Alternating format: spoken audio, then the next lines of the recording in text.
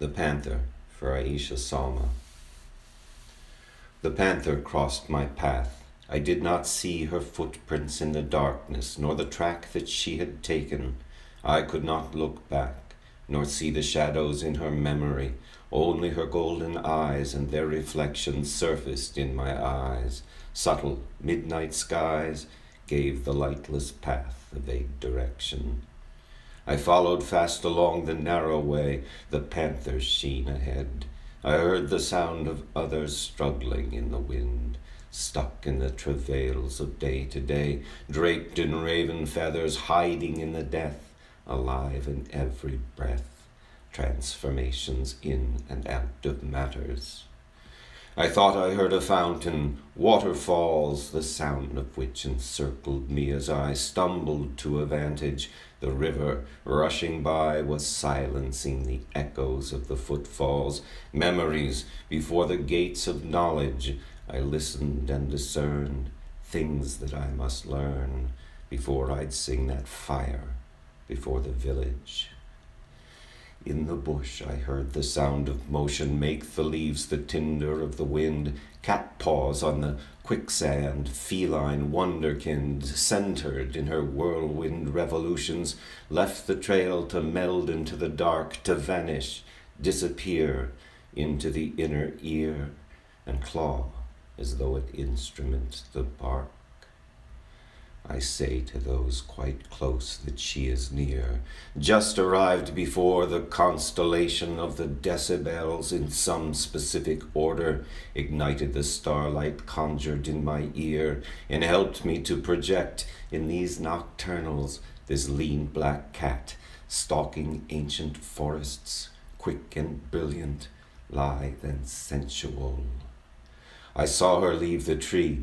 As I had followed sound she made trailing through the brush, I think that she had felt me, in her heart a rush that in my own instantly was echoed. I barely could confront the synergy that was obvious in both of us, that if I looked to stop, we both would see. I followed her through moments and their instants. She fled me into darkness, into day. She knew that I would follow, nor could turn away. She felt me in the gravity of her instincts, as if my form had finally fit her shadow. Her image filled a sound that had just been found. I called her name and listened to the echo.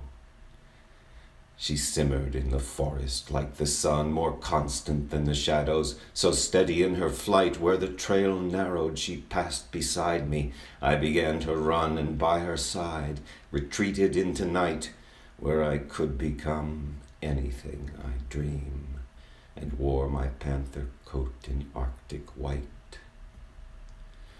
The candles here are startling every night. The shadows on the wall begin to flicker. White roses in the vase dip their stems in water and lift their petals in the candlelight to look upon your face as if to animate what they intimate, the rarest beauty settled in this space.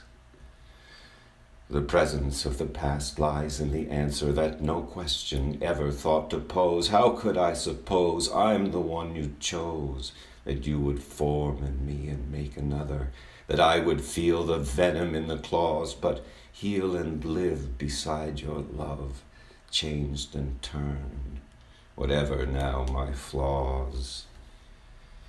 As daylight comes, the vision starts to fade. It's time to water plants and feed the doves. The forest of the night has quietened my love, but memories begin to throw their shade back where your brilliant eyes again ignite. Immaculate desire to understand the fire and watch your beauty disappear in light.